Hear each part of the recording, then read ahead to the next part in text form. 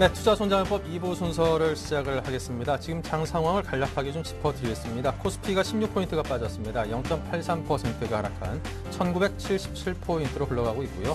코스닥은 그 상승폭을 좀 더 키웠습니다. 장 초반에는 0.01% 강보합으로 움직이던 증시가 코스닥 시장이 0.48%가 상승하면서 2포인트 상승한 487로 흘러가고 있습니다. 자, 투자손자문법 2부에 이어서 11시부터는 여러분께서 궁금해하시는 부분들에 대한 답을 드리니까요. 많은 참여 부탁드립니다. 013-3366-0110 무료 문자입니다. 전화는 02-3153-2610번을 이용을 하시면 됩니다. 자, 오늘 투자손자병법 2부에서는 여러분께 외국인과 기관의 속마음을 들여다보는 동상이목, 수급으로 보는 시장, 신한금융투자 박재민 팀장과 함께 실시간 주체별 수급 상황 살펴보고 수급 관심주 짚어드립니다. 경제의 흐름을 알고 시장을 읽는다. 이슈 정복하기에서는요. 대성투자자문 안종호 팀장과 함께 최근 스페인 문제로 재부각되고 있는 유로존 위기에 대해서 분석해보고 정부의 전기차 개발 보급 확대 계획 발표 이후 떠오르고 있는 전기차 충전소 사업이 과연 황금알을 낳는 거위가 될 수 있을지에 대해서 알아보겠습니다. 홍반장의 스몰캡 뚫기에서는요. 라이징 스탁의 홍희진 팀장과 함께 숨겨진 가치주를 찾아보겠습니다. 자, 먼저 현재 시장 상황을 살펴봅니다. 시황센터를 연결해서 자세한 시장 정보를 얻겠습니다. 강동석 아나운서 준비하고 있습니다. 네, 시황센터의 강동석입니다. 옵션 만길, 또 선거가 끝난 첫날, 또 북한의 미사일 리스크, 오늘 살펴볼 만한 이벤트들입니다. 4월 10일 목요일 오전장입니다. 코스피 지수가 연일 하락하고 있습니다. 옵션 만기일에 또 북한 미사일 리스크, 또 프로그램도 비차익 중심으로 530억 원 정도 매물 출하되고 있습니다. 현재는 전일 대비 17.96포인트 하락한 1976선입니다. 수급면 살펴보시면 이래저래 좋지 않습니다. 기관이 사주고는 있지만 외국인이 큰 폭으로 매도하고 있습니다. 1,000억 원 넘게 매도하고 있고 기관은 200억 원 정도 순매수 보이고 있습니다. 코스닥 시장은 코스피보다는 조금은 분위기 좋습니다. 현재는 전일 대비 2.33포인트 상승한 487선입니다. 그래도 아직은 500선이 한참 모자랍니다. 코스닥 수급 살펴보시면 연이은 기관의 매도, 하지만 외국인은 순매수 이어나가고 있는데요. 오늘도 비슷한 흐름 이어가고 있습니다. 현재는 외국인이 21억 원 정도 순매수 보이고 있고 기관이 18억 원 정도 순매도 보이고 있습니다. 환율 시장 보시겠습니다. 원달러 환율이 전일 대비 4원 20전 상승한 1143원 선입니다. 북한 리스크가 부각되고 또 중국 3월 무역 수치 발표에 따른 쇼커버링, 또 여기에 스페인 국채 금리 상승과 또 ECB의 지원 등으로 1140원 선 상향 테스트에 들어간 것으로 보여지는데요. 다만 당국의 환율 상승 방어 의지가 오늘 속도 조절을 할 역할을 할 것으로 보여지고 있습니다. 원달러 환율이 12일 거래일 만에 1140원대로 올라오면서 현재는 전일 대비 4원 20전 상승한 1143원 선입니다. 다음은 코스피 시가총액 상위 종목 보시겠습니다.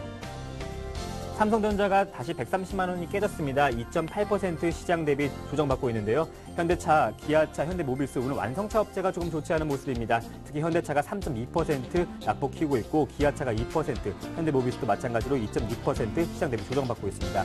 반면 포스코는 0.9% 강보합권에 머물고 있습니다.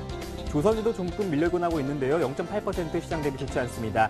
신한지주는 0.5% 하락하고 있고 하이닉스도 오늘 전자전자 업종 좋지 않습니다. 2.5% 하락하고 있습니다. 반면 KB금융은 1% 강보합권에 머물고 있습니다. 다음은 코스닥 시가총액 상위 종목 보시겠습니다. 안철수 연구소가 상한가 기록하고 있습니다. 아무래도 선거 다음 날인 만큼 정신 테마주가 급락하거나 급등하고 있는 모습인데요. 안철수 연구소는 상한가 기록하면서 다시 107,900원까지 올라왔습니다. 다음은 0.8% 약보합권에 머물고 있네요. 서울반도체가 2.3% 좋은 모습 보여주고 있습니다. 다음은 코스닥 시가총액 상위 종목 7위부터 12위 살펴보시면 대체적으로 혼조세 보이고 있는 가운데 포스코 ICT가 2.88% 강한 모습 보여주고 있습니다. SFA가 0.5% 조정받고 있고 SK브로드밴드는 1.92% 시장 대비 좋지 않습니다. CJ는 약보합권 0.1% 머물고 있네요. 다음은 일시각 특징 업종 및 테마 살펴보시겠습니다. 전기전장 업종 오늘 외국인 매도세에 좋지 않은 모습 보여주고 있습니다. 연일 코스피 지수의 상승 역할을 했던 삼성전자가 130만 원대가 깨지고 말았습니다. 삼성전자는 7일 만에 130만 원대로 내려오면서 조정받고 있는데요. 전기전자 업종 대부분 하락세입니다. 삼성 SDI, 하이닉스 2%대 하락세 보여주고 있고 LG전자가 3% 넘게 빠지고 있습니다. 좋지 않은 시장 분위기 속에서 자동차주 강한 모습 보여주고 있었는데요. 오늘은 조금 주춤합니다. 기관과 개인 매도세 보여주고 있는데요. 현대차가 3% 넘게 빠지고 있고 부품도 좀 좋지 않은 모습입니다. 현대모비스, 만도, 현대위아 각각 2.6%, 1.7%, 0.6% 빠지고 있습니다. 건설주 보시겠습니다. 건설주는 연일 좋지 않고 있는데요. 몇몇 업종을 제외하고는 기관 외국인 팔자 보이고 있습니다. 삼성 엔지니어링 1.7% 하락하고 있고 현대건설은 0.9% 시장 대비 조정받고 있습니다. 반면 대림산업, 한정 KPS는 강보합권에 머물고 있네요. 철강 금속주 큰 상승 보이지 않았지만 좋지 않은 시장 분위기 속에서 그래도 자리 짓고 있는 몇몇 주가 있습니다. 포스코는 1.0% 상승하고 있고 현대자동차는 2.4% 안 좋은 시장 분위기 속에서도 그나마 강세 보여주고 있습니다. 고려아이는 0.2% 강보합권에 머물고 있고 동양강철, 세아제강은 1%대 시장 대비 조정받고 있습니다. 다음은 총선주 살펴보시겠습니다. 박근혜 테마주로 불리는 보력 메디안스, 아가방 컴퍼니가 급등하고 있습니다. 상한가 기록하고 있는데요. 총선이 승리로 결과가 나오면서 박근혜 테마주가 급등하고 있습니다. 반면 문재인 테마주는 일제히 하한가 기록하고 있습니다. 총선 전날 지난 10일이었죠. 일제히 기대감이 부각되면서 10% 이상 급등했던 주들인데요. 대부분의 업종이 하한가 기록하고 있습니다. 특징주 살펴보시겠습니다. 팅크웨어가 3거래일 연속 신고가 기록하고 있습니다. 차량용 블랙박스 시장이 급속도로 커지면서 블랙박스를 만드는 내비게이션 업체에 대한 투자 심리가 개선되는 것으로 풀이되는데요. 여기에 유비벨록스에 인수되면서 현대 기아차 납품 기대가 커진 것도 한몫했습니다. 현재는 전일 대비 2.66포인트 상승하면서 21,250원에 거래되고 있습니다. 마지막 소식입니다. 오리온이 다시 최고가 기록 행진에 시동 걸고 있습니다. 현재는 전일 대비 1.2% 상승하면서 83만 4천 원 거래되고 있는데요. 종가 기준 사상 최고가인 84만 원에 바짝 다가섰습니다. 6천 원 정도 모자란 수치인데요. 영업이익도 전년 동기와 비슷한 수준이라는 결과에 다시금 상승세 타고 있습니다. 네, 지금까지 시황센터의 강동석이었습니다. 오늘 옵션 만기에 꼼꼼하게 챙겨보시기 바라겠습니다. 네, 이 시각 시장의 흐름을 상세하게 살펴봤습니다. 본격적으로 또 오인의 전문가에게 들어보는 오늘장 투자 포인트를 살펴봅니다. 전문가들의 12자 투자 전략부터 먼저 여러분께 살펴드립니다. 네, 박성일 연구원은 변동성 장세에 대비한 현금 비중 확보를 제시하셨고요. 김민규 차장은 화학주를 공격적으로 매수하자, 신용훈 연구원은요, 분할 매수 관점에 유효하다. 그리고 최희용 대리는 추세적인 반등은 좀 어려운 국면이다라는 진단을 했습니다. 정영훈 연구원은 옵션 만기일에 모멘텀에 경계하자고 하셨습니다. 자, 이 5분의 전문가는 어떤 업종에 관심을 두고 있을까요? 박성일 연구원은 조선주, 낙폭 확대 시에 분할 매수 진입하자. 김민규 차장은 화학주의 분할 매수, 신용훈 연구원 자동차 업종의 분할 매수, 최희용 대리는 대표 은행주의 분할 매수, 정영훈 연구원도 은행 업종에 대한 분할 매수를 제시했습니다. 네, 그럼 교보증권 청담지점의 최희용 대리를 전화 연결하겠습니다. 안녕하십니까? 네, 안녕하세요. 네, 먼저 오늘 현재 시황부터 좀 짚어주십시오. 예, 오늘장 투자 전략을 간단히 말씀드리면 역시 추세적인 반등은 어려운 국면이다라고 말씀드릴 수 있겠습니다. 해외 증시가 특별한 모멘텀이 없고 국내 증시도 소강 상태에 접어들어서 이렇다 할 상승 모멘텀이 없습니다. 오늘은 그동안 지수를 주도해왔던 삼성전자와 현대차도 비교적 큰 폭으로 하락하면서 더더욱 에너지를 잃은 모습이고요. 시장에 대한 대응도 종목별 대응도 쉽지 않은 모습입니다. 다시 한번 요약을 해드리면 모멘텀과 방향성, 그리고 자신감이 모두 없는 산무 장세가 이어지고 있는데요. 이럴 때는 무리한 매매를 하기보다는 추세에 순응하면서 한 발짝 쉬어가고 또 지수가 내릴 때 실적 개선이 확인되는 종목으로만 선별적으로 분할 매수하는 전략이 유효하다. 이렇게 말씀을 드릴 수가 있겠습니다. 네, 특히 오늘은 옵션 만기일이라서 장막판 변동성이 높아질 가능성이 있는데요. 이럴 때는 상승보다는 하락 리스크에 더 신경을 기울여서 조심하는 전략이 좋겠습니다. 네. 자, 오늘자 12자 투자 전략에서는 추세적인 반등은 좀 어려운 국면이다. 그만큼 좀 조심스럽게 접근해야 된다라는 그런 의견을 제시를 해주셨고요. 관심별 업종별 전략에서는 대표 은행주를 분할 매수하자라고 말씀하셨습니다. 정영훈 연구원도 은행 업종에 대한 관심을 말씀을 하셨는데, 자, 이 부분에 대한 설명을 자세히 부탁드립니다. 네, 오늘 관심 업종 은행 업종을 말씀드렸는데요. 아무리 장이 안 좋다고 해도 두 손 놓고 그냥 쳐다만 볼 수는 없는 상황입니다. 이런 상황에서는 실적 대비 가장 저평가된 그런 대형 우량주를 보수적으로 선별 매수하는 전략이 좋겠는데요. 그중에서도 업종을 봐서는 이제 전기전자와 자동차는 이미 오를 만큼 올랐다는 의견이 지배적이고요. 추가적으로 반등할 수 있는 업종이 바로 은행 업종입니다. 특히 은행 업종이 지난 분기에 비해서 1분기 순이익이 거의 100% 가까이 급증할 것으로 기대가 되고 단기적으로도 4월 들어서 깊은 조정을 보인 만큼 실적 대비 저평가 매수가 충분히 있다는 말씀을 다시 한번 강조드리겠습니다. 네, 자, 그럼 관심 종목도 물론 은행 업종에서 고르셨을 텐데요. 어떤 것일까요? 예, 오늘 신한지주를 토픽으로 가지고 나왔습니다. 네. 신한지주 역시 4월 들어서 비교적 큰 폭의 하락세를 보였는데요. 오늘은 보합세에서 매매 공방이 이루어지면서 단기 바닥을 만들고 있는 모습입니다. 최근 신한지주의 주가 하락은 자회사인 신한카드의 정부 규제로 인한 부분이 일정 부분 반영된 것이 있지만 실제로 규제로 인한 수익성 악화는 그리 신경 쓰실 정도로 그렇게 큰 상황은 아니고요. 전체 금융지주 회사 중에서는 가장 안정적인 수익 창출 능력을 보여주는 신한지주를 토픽으로 추천드립니다. 예, 요약을 해드리면 단기 낙폭이 크고 실적이 양호하고 그리고 앞으로도 성장성이 기대가 된다. 이런 말씀을 드리겠습니다. 예, 매수가는 현대가로 말씀을 드리고요. 목표가는 48,000원, 손절가는 4만 원을 제시하도록 하겠습니다. 네, 지금까지 교보증권 청담지점의 최희용 대리와 함께했습니다. 감사합니다. 감사합니다.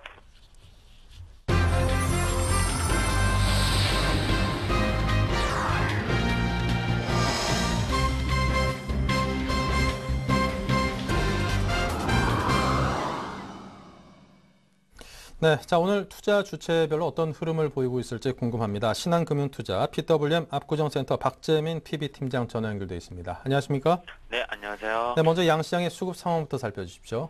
네, 일단 총선으로 하루신 국내 시장, 해외 시장 양일간 변동성이 높은 시장이 연출되면서 금일은 옵션 만기일 그리고 북한의 어떤 로켓 발사 가능성이 높은 상황, 휴장으로 인해서 공백 기간이 길었던 만큼 변동성 확대가 좀 예상이 되고요.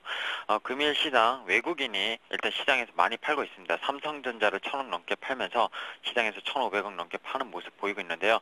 업종별로 좀 체크를 해보겠습니다. 외국인이 가장 많이 파는 업종 역시 전기전자 1,200억을 팔고 있습니다. 그중 삼성전자가 1,000억이니까 지금 한 90% 이상을 삼성전자를 팔고 있다 이렇게 보시는 게 맞겠고요. 중국 관련 업종, 전통적인 화학 관련 업종 112억을 팔고 있습니다. 그리고 자동차 관련 업종도 좀 많이 팔고 있는데요.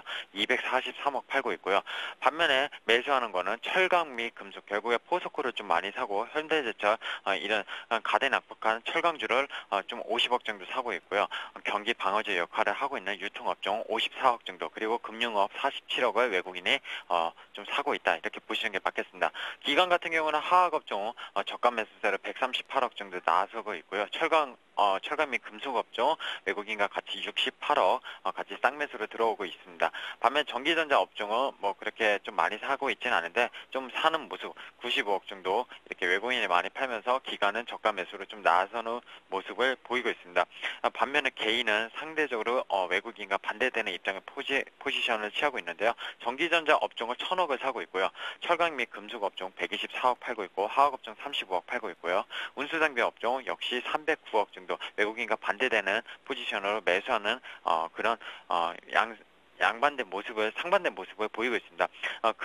그럼으로 인해서 지금 시장에서 거래소는 철강 및 금속 업종, 은행 업종, 그리고 종이 목재 업종 이런 업종이 상승하고 있고요. 전기전자 업종, 운수장비 업종, 전기가스업, 운수창고 이런 쪽은 많이 상당히 낙폭을 확대하는 모습 보이고 있습니다. 코스닥 잠깐 살펴보면요. 코스닥은 오늘 금일 외국인과 기관의 매수세로 시작을 했지만 지금 개인이 많이 사고 있고요. 전환을 하여서 외국인은 순매수 규모가 줄어들고 있으며 지금 업종별로 체크를 해보면 소프트웨어 업종, 컴퓨터 서비스 그리고 화학 업종이 가장 강한 모습 보이고 있습니다. 어저께 총선이 끝난 역할로 아무래도 박근혜 관련 테마주들이 상한가로 시작해서 지금 상한가로 지금 계속 기록을 중인데 오늘 정치 테마주들 이외에는 큰 시세를 못 내고 있는 게 코스닥 시장 상황이라고 좀 말씀을 드리겠습니다. 네, 주체별 수급 상황도 짚어주십시오. 외국인도 좀 팔고 있다고 말씀하셨는데요. 네, 그렇습니다. 외국인이 전기전자 업종을 주되게 팔고 있으며 전체 시장에서 지금 1,500억이 넘어가고 있습니다. 아무래도 프로그램 물량으로 같이 이끌어내는 모습도 많이 보이고 있고요. 프로그램 물량이 한 600억 정도 지금 나오고 있는데 그중 외국인 물량이 거의 90%다 이렇게 보시는 게 맞겠습니다. 기간은 반면 순매수 규모를 점차 시간이 지날수록 줄어들면서 아마 12시 전후로 해가지고 순매도로 전환하지 않을까 생각이 드는데요. 지금 180억 시장에서 사고 있으며 개인은 1250억을 사고 있습니다. 코스닥 시장은 개인 순매도에서 순매수로 전환하면서 22억 사고 있고요.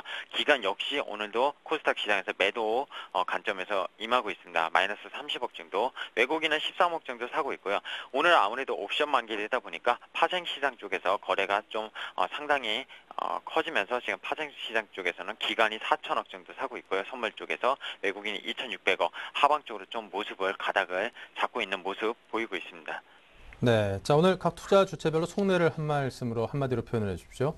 네, 외국인은 상당히 항상 현물 쪽보다 선물 쪽 결국 옵션 만기를 앞두고서 항상 파생 쪽에서 워낙 베팅을 크게 하는 주체 세력이기 때문에 오늘은 파생 쪽도 신경 쓰기 힘들지만 파생 쪽으로 인해서 결국엔 프로그램 매물로 현물을 쏟아낸다. 시가총액 높은 것들, 결국에 그동안 쏠림 현상이 심했던 전자랑 자동차 군단, 이런 전차 군단이라고 최근에 이슈가 됐었죠. 그런 쪽을 좀 현물로 그 프로그램으로 많이 내뱉는 모습 보이고 있고요.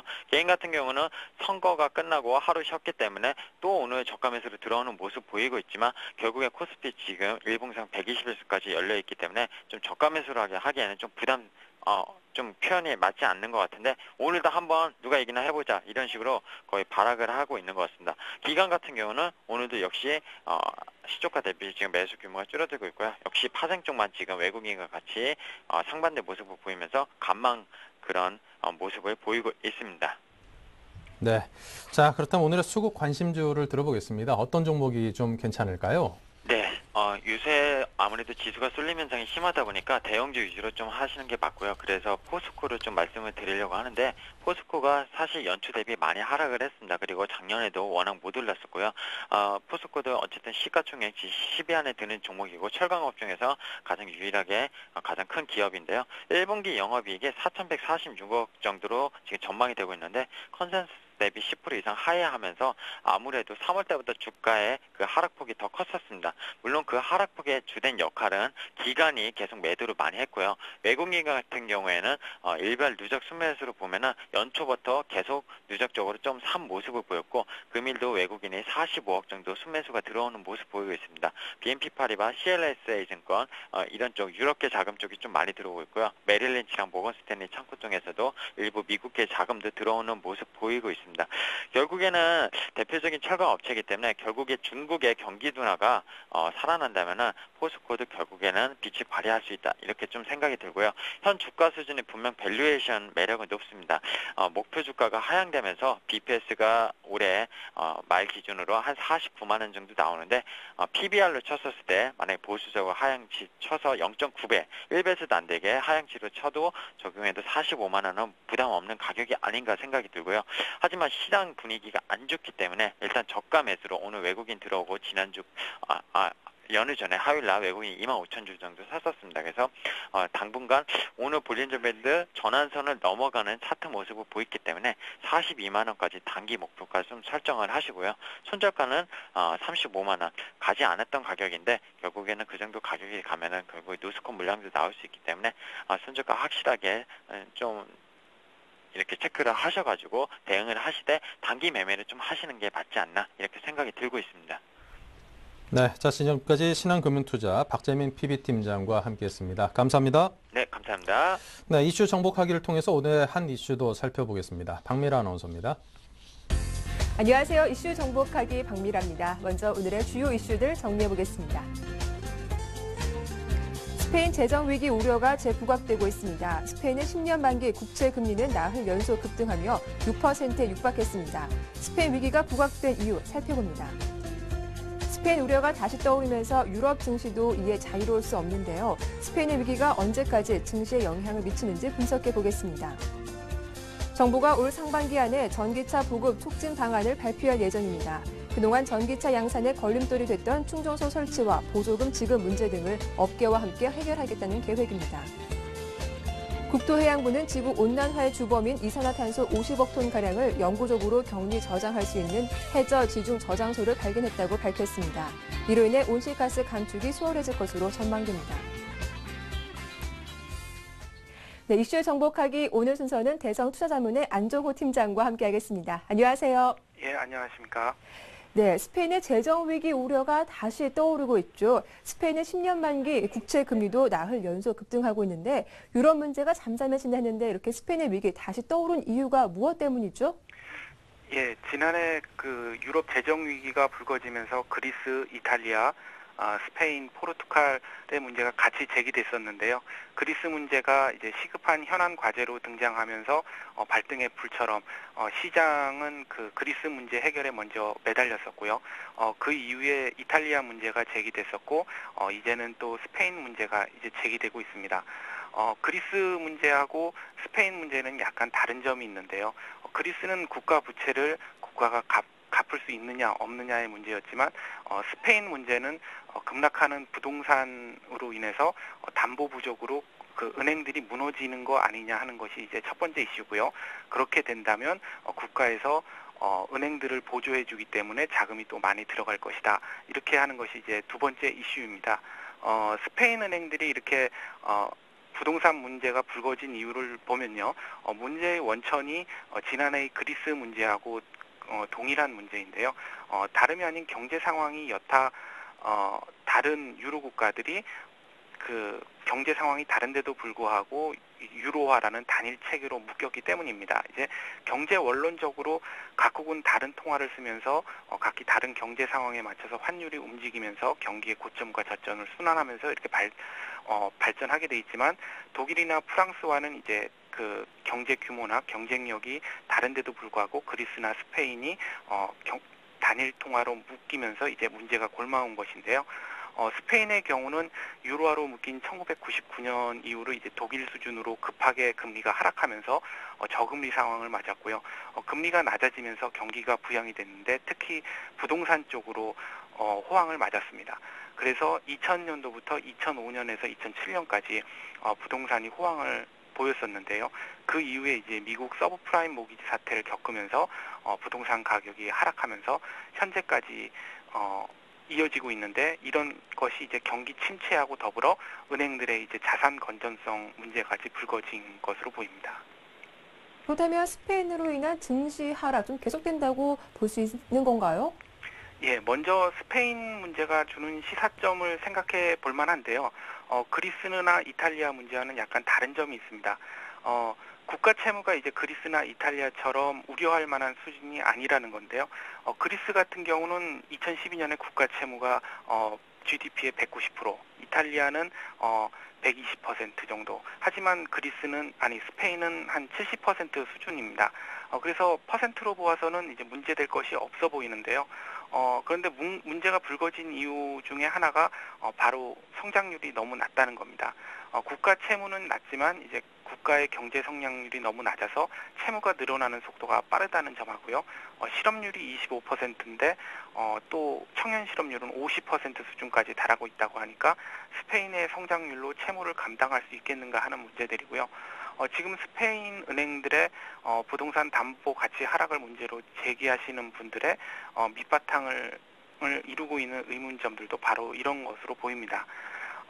그리스나 이탈리아가 국채 금리의 상승이 문제였다면 이제 스페인은 경제 성장으로 이슈가 옮겨왔다 이렇게 보이고요. 그래서 이제까지는 유럽 재정 위기 해결 방안으로 재정 감축이나 사회보장 축소, 디레버리징 이런 그 대책들을 통해서 문제를 해결하고자 했다면 이제는 진정한 해결책이 되기 위해서는 경기 부양을 통해서 경제 성장을 이루는 것이 해결책이다라고 이제 시장에서 깨달아가는 과정이 되지 않을까 싶고요.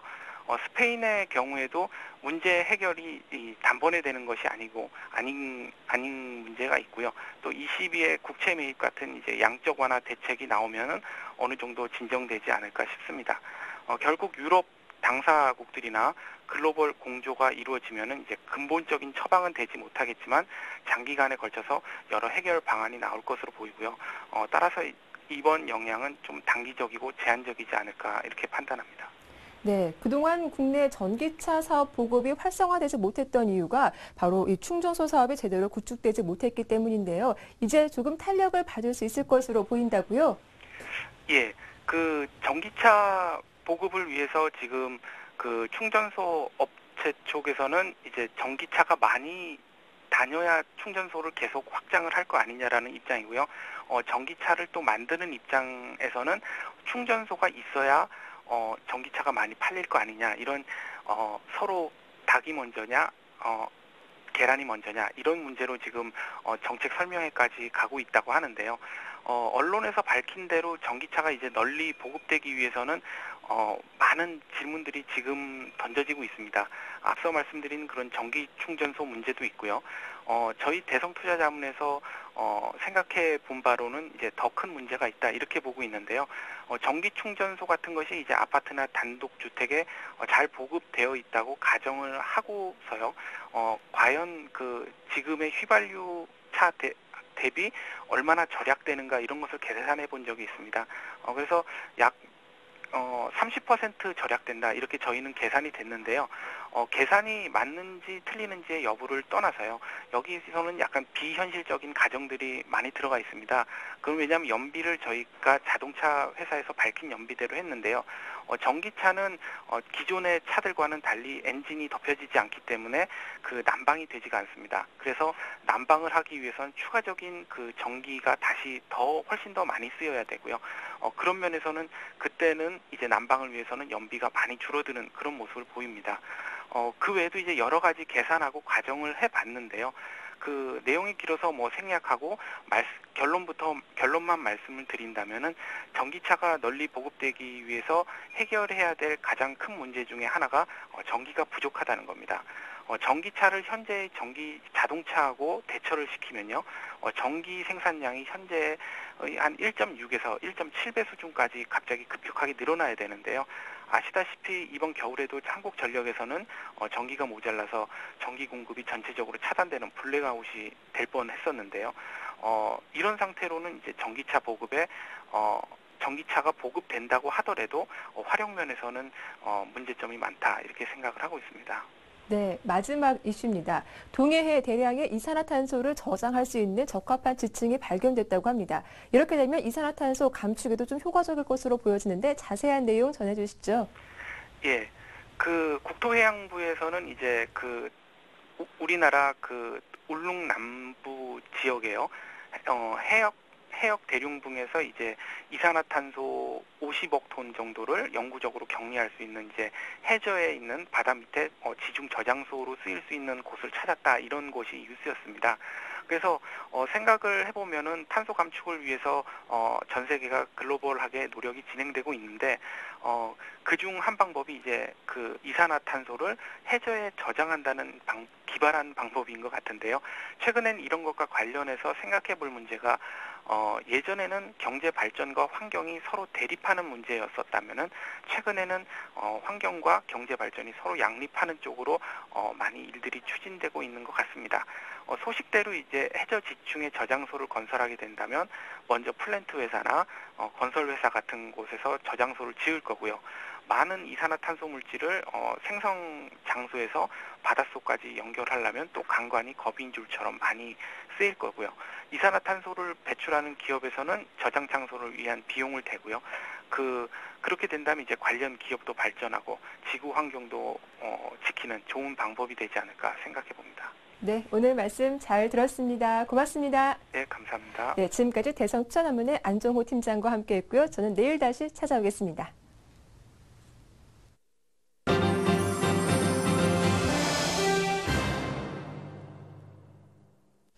네, 최병원 샘플러스 전문위원을 연결해서 포트폴리오 살펴보겠습니다. 수익률을 높여랍니다. 안녕하십니까? 네, 안녕하세요. 네, 오늘장 흐름에 대해서 먼저 짚어주시죠. 네, 오늘은 삼성전자라든지 현대차의 그동안 시장을 이끌었던 종목들의 조정이 나오면서 전체적으로 지수를 많이 끌고 내려가는데요. 결론적으로 이제 종목들이 돌아가면서 다 순환 매도가 나와서 어떤 종목도 지금은 버티는 구간 없이 약세를 타는 상황으로 진행을 하고 있습니다. 그것은 결국 시장에 왜곡이 많이 있었다라는 것이지 결론적으로는 종목들이 순환 매도가 나왔고 한 것은 그동안 계속 조정 장세를 겪어왔다는 의미가 되겠고요. 특히 이제 코스닥 시장 같은 경우에도 그런 형태가 대단히 심했었죠. 그래서 지금 현재 그 옵션 만기를 앞두고 있는 이 상황에서 아마 주가는 변동성이 좀 더 여동을 치면서 커질 것으로 생각이 됩니다. 하지만은 그동안 주가가 많이 떨어졌고 또 바닥을 잡아가는 과정에 놓여 있기 때문에 변동성은 커지더라도 조만간 바닥이 좀 잡힐 것으로 생각을 하고 있습니다. 따라서 지금은 위기를 좀 기회로 살리는 대응이 필요할 듯 싶고요. 거기서 이제 오히려 그 요동이 좀 있더라도 바닥권에서 좋은 주식들 저가 매수를 하는 전략이 좋을 거라고 생각을 합니다. 다만 지금 현재 상황에서는 어쨌든 간에 종목의 변동이 좀 커질 수 있는 여건이 있으므로 단숨에 바로 정확하게 저점을 잡으려고 하지 말고 어느 정도의 변동성은 좀 감안하고 대응을 한다 이렇게 가시면 좋을 것 같고요. 코스닥 시장이라든지 이런 쪽이 아무래도 그 낙폭이 큰 관계로 이쪽에서 치고 들어오는 그리고 또 좀 규제가 풀리는 뭐 이런 종목군을 공략을 해보시면 좋을 것 같습니다. 그래서 저는 지금 현재로서는 게임 소프트웨어 쪽이나 아니면은 IT 기술주들 쪽으로 좀 많이 권해드리고 있는 편입니다. 네, 게임과 IT 쪽 기술주. 자, 포트폴리오 흐름도 함께 점검해 주십시오. 예, 지금 기존의 포트폴리오에 있던 종목들을 절반씩은 줄이긴 했습니다만은 세 종목 같은 경우에는 그 OCI라든지 태웅이라든지 호남석유 같은 경우에는 주가가 좀 많이 떨어진 상태이기 때문에 특히 OCI하고 태웅 같은 경우에는 손절 라인을 좀 조정을 좀 해줘야 될 것 같고요. OCI 같은 경우에 이제 손절 가격을 20만 원으로 재조정을 좀 해야 될 것 같습니다. 그리고 반등 포인트가 좀 제대로 잡히면은 다시 한번 그 손절했던 부분을 재매수를 해서 단가를 좀 낮추는 방향으로 그렇게 대응을 하려고 하고 있고요. 태웅도 오늘 반전이 좀 나옵니다만 아직까지는 강한 반전이 안 나왔습니다. 여기도 역시 마찬가지로 그런 대응을 좀 해야 될 것 같은데요. 일단은 손절가를 한 26,000원 정도로 재조정을 좀 해주고 그 다음에 좀 강한 반전이 나온다면은 거기서 다시 추가 매수 타이밍을 잡아서 원래 물량을 다시 채워넣는 식으로 대응을 해가지고 단가를 좀 낮추는 식으로 방향을 잡도록 하고요. 그 다음에 호남석유 같은 경우에는 최근 들어서는 땅바닥을 잡으면서 올라서는 형태의 진행이 나오고 있기 때문에 앞으로는 이제 점차적으로 상승세를 타줄 것으로 기대를 하고 있습니다. 따라서 주가의 추가적인 상승이 서서히 나올 것으로 예상이 되기 때문에 보유하고 계신 분들은 그대로 보유 전략을 쓰시면 되겠고요. 저도 지금 현재로서는 눌림목이 주어진다면은 매수 타이밍을 한번 잡아볼 예정입니다. 그래서 일단 호남석유 상당히 긍정적이고 그 다음에 이제 멜파스라든지 컴투스 같은 경우에도 아직 확실하게 바닥을 잡고 올라오지는 못하고 있는데요. 아직은 좀 더 그대로 보유하는 전략을 말씀드리도록 하겠습니다. 그리고 죄송합니다. 예, 멜파스 같은 경우에는 지금 현재로서는 18,000원으로 손절 가격을 재조정을 좀 해주는 쪽으로 방향을 잡도록 하겠습니다. 네, 자 지금까지 최병곤 샘플러스 전문위원과 함께했습니다. 감사합니다. 네, 감사합니다. 네, 자 계속해서 중국 증시가 개장이 됐는데요. 리딩투자증권의 우성재 팀장 연결합니다. 안녕하십니까? 네, 안녕하세요. 네, 중국 시장 출발 상황 짚어주십시오. 예, 지금 중국 본토 증시 국내 장관 다르게 좀 양호한 모습 보이고 있습니다. 지금 0.19% 상승한 2313.27포인트의 장 움직임 보이고 있는데요. 2300선에서의 강한 지지를 보여줄 것으로 보이는 만큼 시장에서의 큰 흐름의 충격은 없을 것으로 보이고 있습니다. 지금 시장에서의 관망심이 좀 많이 커지고 있는 상황인데요. 과연 2분기에 중국에서 양적 완화 정책을 내놓을지 여부 중요한 관심사가 되고 있는 만큼 이러한 부분 좀 염두하시고 접근하셔야 될 것 같습니다. 지금 중국 같은 경우 지방 정부의 그 부채 대출 리스크에 대한 이야기가 꾸준히 나왔었는데 지금 딜트로이트 회계법인에서 지방 정부의 정부의 대출 리스크는 통제 가능한 수준이라는 언급을 내놨었습니다. 지금 2012년 중국은행 기간 10대 추세와 전망에서 이러한 언급을 내놓으면서 지방 정부 대출에 따른 부담감이 좀 줄어들 것이라는 기대가 커지고 있다고 보시면 좋을 것 같습니다. 지금 중국의 경제 연착륙 가능성은 좀 증가할 것으로 보이고 있는데요. 1분기에 저점을 찍고 2분기부터 반등이 나올 것으로 전망을 하고 있는 만큼 중국 경제가 양호한 흐름을 이어져 나갈 확률이 높다라는 기대감은 더욱더 확대되고 있는 상황인데요. 결국 지금 중국 해관 총서에서 2분기에 정책이 큰 폭으로 완화할 가능성이 높다라는 언급을 내놓으면서 정책적인 기대감들 좀 많이 나타나고 있다고 보시면 좋을 것 같습니다.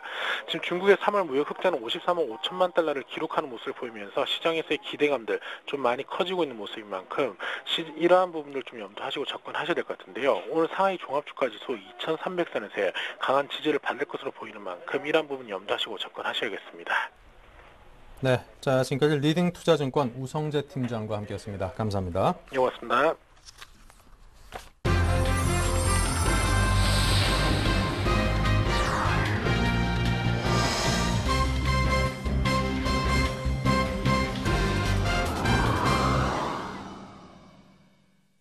네, 코스닥 가치주를 찾아보는 시간입니다. 홍반장의 스몰캡 뚫기 시간입니다. 라이징스타 홍희진 팀장 나오셨습니다. 안녕하십니까? 네, 안녕하십니까? 네, 자 먼저 코스닥 시장의 흐름부터 짚어볼까요? 네, 일단 오늘 코스닥 시장은 코스피보다 상당히 좀 강세를 좀 띠고 있죠. 아무래도 프로그램 영향에서 상당히 좀 자유롭기 때문이 아닌가라고 좀 말씀드릴 수 있을 것 같습니다. 그러니까 그동안에 상당히 좀 많이 빠졌기 때문에 어느 정도 좀 기술적인 반등이 좀 나와주고 있다라고 지금 보시면 될 것 같고, 아무래도 상승 탄력이 지금 먼저 나온 다음에 코스피보다는 먼저 나올 가능성이 높기 때문에 오늘 코스닥 시장 반등은 상당히 좀 반기할 부분이 아닌가라고 조금 언급드려보도록 하겠습니다.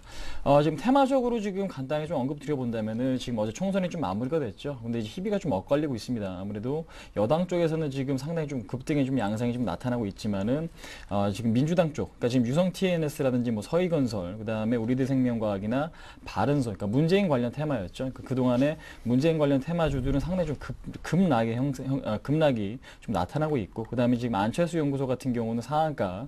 아무래도 지금 민주당이 앞으로 지금 대권을 지금 갖기 위해서는 안철수 원장 힘 없이는 상당히 좀 힘들 것 같다는 인식이 좀 강한 것 같습니다. 그래서 지금 안철수 연구소가 지금 상한가 지금 안착을 했고요. 그다음에 지금 의외에 좀 선전을 보인 새누리당 쪽에서도 일단은 뭐 급등의 양상이 좀 나타나고 있기 때문에 지금 뭐 대우신소재나 지금 아가방 컴퍼니, 그다음에 이지 같은 종목들은 일단 상한가 잔량들이 뭐 100만 주에서 300만 주 상당히 좀 많은 상한가 잔량이 지금 남아 있습니다. 그렇기 때문에 추가적인 상승도 좀 충분히 가능한 시점이 아닌가라고 좀 보시면 될 것 같고, 그다음에 지금 아무래도 지금 새누리당 쪽에서 공약으로 내세웠던 부분이 저출산 관련 테마와 그다음에 지금 고령화 사회겠죠. 그렇기 때문에 현재 뭐 휴비치라든지 오스템 임플란트, 인피니티 헬스케어나 뭐 바이오 스페이스 같은 종목들 상당히 좀 급등 양상이 좀 나와주고 있다라는 거 확인하실 수가 있을 것 같습니다. 그렇기 때문에 일단은 지금 총선이 지금 마무리가 된 이후에 지금 수혜주들은 어느 정도 좀 이번 주까지는 상승 탄력이 좀 이어갈 가능성이 높다라고 생각이 되지만은 현재 시점에서 뭐 추격 매수를 하신다거나 이런 전략은 상당히 좀 리스크가 따를 수가 있기 때문에 현재로서는 일단 갖고 계신 분들만 좀 대응이 좀 필요한 그런 구간이지, 뭐 신규적으로 좀 접근하신다거나 이런 전략은 상당히 조금 위험하다고 좀 언급을 드릴 수가 있을 것 같고요. 그다음에 지금 태양광 관련주겠죠. 뭐 OCI나 웅진에너지, 오송 LST나 뭐 성용광전투자, 뭐 SDN 같은 종목들 일단은 소폭의 상승세를 좀 나타나고 있습니다. 일단은 뭐 강세는 띄고 있지는 않지만은 어느 정도 OCI 같은 경우도 하락을 좀 제한하고 있다는 흐름 자체도 상당히 좀 긍정적이다라고 좀 보시면 될 것 같고요. 그다음에 포스코 ICT를 필두로 해가지고 철도 관련주겠죠. 포스코 ICT, 뭐 하이로코리아, DRTI, 동아지질, 뭐 대우 AL, 그다음에 지금 리노스 같은 종목들 일단은 약보합세에서 뭐 강보합세 지금 보여주고 있기 때문에 일단 이런 지금 성장성이 조금 부각될 수 있는 종목들 위주로 좀 관심을 가져보시는 것도 상당히 좀 맞지 않나라고 생각이 되고요. 그다음에 지금 IT 부품주들 중에서는 일단은 뭐 인터플렉스 계속해서 좀 강세를 좀 띄고 있고, 그다음에 뭐 액트나 플래스콘 같은 FPCB 업체도 상당히 좀 좋아지고 있죠. 그다음에 자화전자도 일단 좀 강세를 띄고 있는데, 그러니까 모든 종목이 지금 다 좋은 흐름을 보여주고 있는 게 아니라 종목별로 좀 시비가 좀 엇갈리고 있다. 근데 이제 중요한 부분은 매도세가 강화되기보다는 어느 정도 좀 하락세를 마무리하는 흐름이 좀 나타내고 있기 때문에 IT 부품주에 대해서 상당히 좀 긍정적으로 보시는 게 좀 맞지 않나 한번 말씀드릴 수 있을 것 같습니다. 네, 자 그럼 오늘 장에서 어떤 테마들이 두드러진 움직임을 보이는지 궁금하고요. 또 대선 테마주들 어떤 것들이 있고 또 어떤 흐름을 예상을 하시는지 함께 설명을 좀 해주십시오. 이제 총선이 마무리가 됐죠. 그렇기 때문에 정치 테마주라고 하면 이제 대선 관련 테마를 좀 부각을 시킬 수가 있을 것 같습니다. 근데 이제 관심 있게 보셔야 될 부분은 뭐 박근혜 테마주, 그다음에 안철수 테마주, 그다음에 지금 문재인 테마주도 여전히 좀 관심권에 놓으시고 좀 관시를 해보실 필요가 있을 것 같고, 그다음에 지금 좀 전에 언급드렸던 뭐 공약, 그러니까 지금 새누리당 같은 경우에는 뭐 저출산 관련이라든지 고령화 사회에 대한 공약을 상당히 좀 많이 내세웠죠. 그렇기 때문에 그런 부분이 앞으로 다시 한번 좀 부각될 수가 있을 것 같습니다. 근데 이제 현재부터 이제 대선 기간까지 계속해서 좀 상승하기는 상당히 좀 어렵지 않을까라고 생각이 되기 때문에 일단은 지금 이런 지금 정치 테마에 관심이 있으신 분들이라면은 조정이 한번 나올 때쯤, 제가 지금 지난 시간에도 언급을 드렸죠. 2007년 같은 경우에도 4대강 테마가 8월 때부터 지금 본격적으로 상승이 좀 나타났거든요. 예, 그런 측면에서 봤을 때 현재 시점에서는 일단 관심 갖기보다는 일단은 조정을 좀 기다리시는 전략이 상당히 좀 맞지 않나. 그러니까 지금 현재로서는 총선 효과로 인해서 단기적인 급등이 나오긴 하지만은 현재부터 계속해서 꾸준히 꾸준하게 오르기는 상당히 좀 무리가 있을 것 같습니다. 그래서 일단 여름 이후에, 그러니까 8월 달에서 9월 달 정도의 대선 관련 테마에 좀 관심을 가져보신다면 타이밍상으로도 상당히 조금 맞지 않을까라고 생각이 되어지기 때문에 일단 오늘 좀 최고 지금 강세 테마는 아무래도 총선 관련 뭐 지금 박근혜 테마나 안철수 테마, 그다음에 일부 지금 의료기기 테마라든지 그다음에 바이오 테마가 좀 부각이 되고 있는데 현재 추격 매수하시기보다는 조정을 좀 기다려 보시는 전략도 상당히 좀 좋지 않나 한번 말씀드리도록 하겠습니다.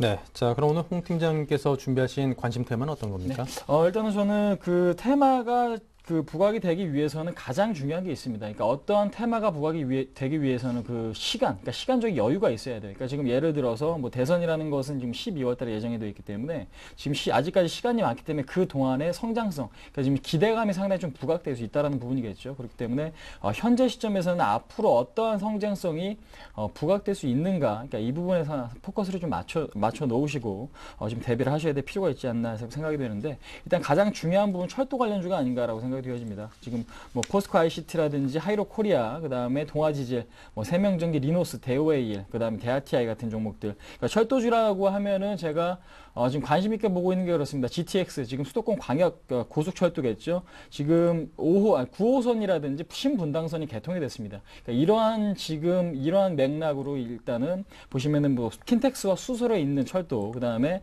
청량리와 송도, 그 다음에 의정부와 뭐 금정을 잇는 광역 도시 철도가 이제는 착공이 이루어질 예정인데 아무래도 2013년부터 착공이 이루어질 것 같습니다. 근데 이제 올해 하반기부터는 그러한 것들이 계속해서 부각될 가능성이 높거든요. 그래서 지금 뭐 리노스 같은 경우 뭐 차트 흐름 보시면서 간단하게 좀 짚어드리자면요.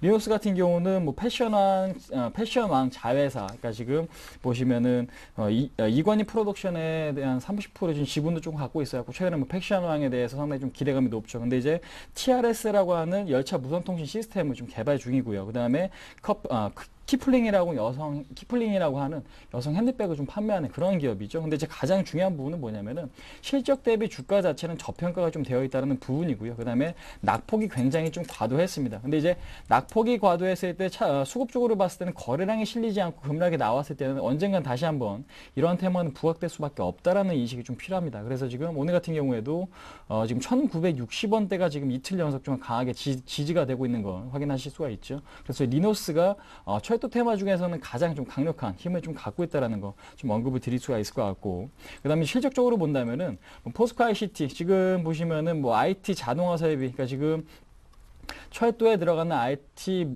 지금 자동화 설비에 대해서 뭐 포스코 ICT가 지금 납품을 하고 있다라고 지금 보시면 될 것 같은데 최근에 뭐 9호선이나 그러니까 이런 시스템 자체도 포스코 ICT가 담당을 해서 설계를 했다고 하죠. 예, 그런 측면에서 봤을 때 실질적인 측면에서 봤을 때 포스코 ICT에 좀 접근하시는 게 좀 맞다. 그다음에 하이로 코리아도 역시 피팅이나 밸브 쪽을 생산하고 있는 기업이기 때문에 나는 이제 실적 관련주가 좋다라고 지금 생각이 되시는 분들은 하이로 코리아나 포스코 ICT 쪽, 그래도 좀 전에 언급드린 리노스 쪽으로 좀 관심이 가져보시는 게 좀 맞을 것 같고, 그 다음에 동아지지도 역시 마찬가지겠죠. 그러니까 지금 터널 착공에 있어서 우리나라 지금 최고의 기업이죠. 그러니까 동아지지 같은 경우에도 지금 땅을 파기 위해서는 뭐 지반이나 이런 것들에 대한 연구가 상당히 좀 있어야만 좀 가능한 부분인데 그러한 부분에 대한 노하우가 지금 동아지지에 상당히 조금 있다. 그래서 지금 동아지지 같은 경우는 GTX에 대한 수혜, 그 다음에 지금 해저 터널에 대한 테마도 역시 좀 부각이 될 수 있기 때문에 현재 시점에서는 서서히 좀 관심을 가져보실 그런 종목이 아닌가라고 좀 말씀을 드려보도록 하겠습니다. 그 다음에 또 하나 지금 관심 있게 보고 있는 게 지금 IT 부품이겠죠. 지금 보시면은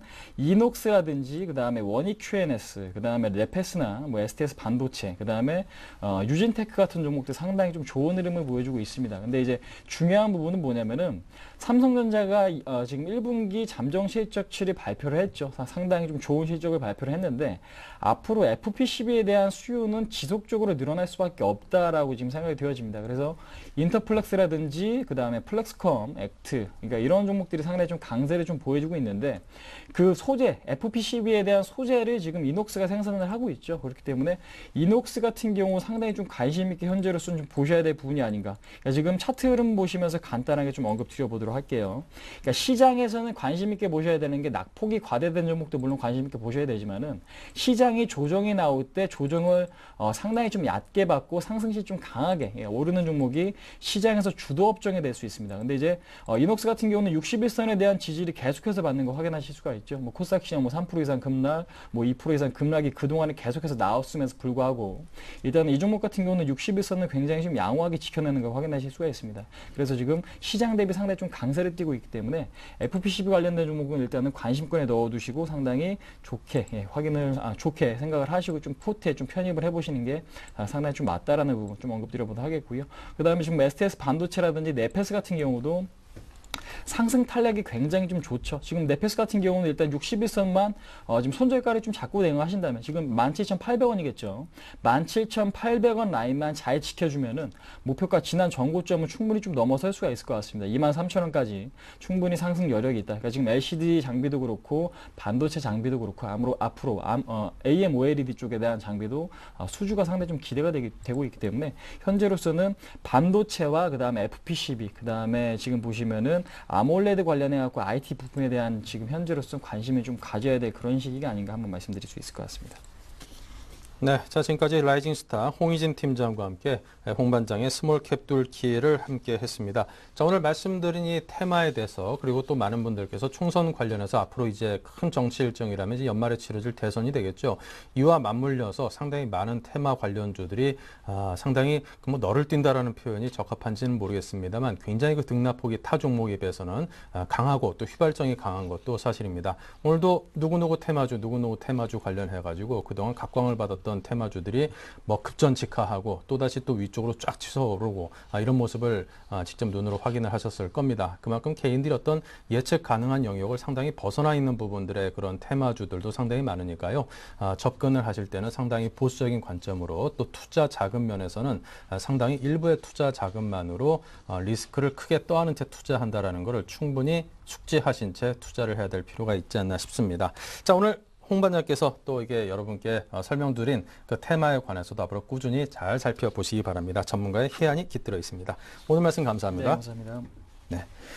자, 잠시 후 11시부터 시작되는 베스트 종목 상담 시간에는 종목 상담이 준비가 되어 있습니다. 오늘 장 상황도 그다지 뭐 이게 신나는 상황이 아니기 때문에 많은 분들께서 여쭤보실 게 많을 것 같습니다. 013-3366-0110 무료 문자입니다. 그리고 전화는 02-3153-2610번 준비되어 있으니까요. 많은 참여를 부탁을 드립니다. 자, 잠시 후 베스트 종목 상담에서 저희와 계속 함께해 주시고요. 투자 손자변법 1, 2부는 여기서 모두 마칩니다. 감사합니다.